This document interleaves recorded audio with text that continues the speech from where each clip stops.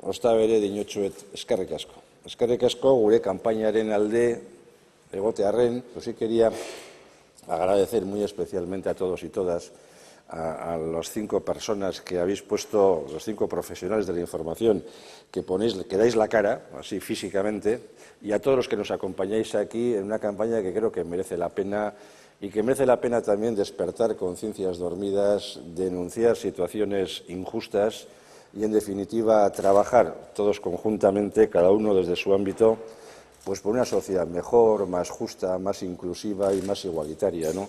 Que esto sirva, como os decía, para tener una sociedad un poquito mejor día a día y que cualquier situación de discriminación por condición, por pensamiento o por lo que sea, que esas situaciones de discriminación, que vayamos acabando con ellas poco a poco en nuestro quehacer diario.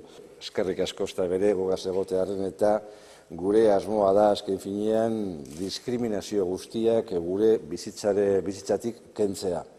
Eta horretarako egiten dugu kanpainak, horretarako egiten dugu ekitalditxo hau, eta nik uste dut danon artean lortu egingo dugula. Eskerrik asko eta besarkada bat, beti arte.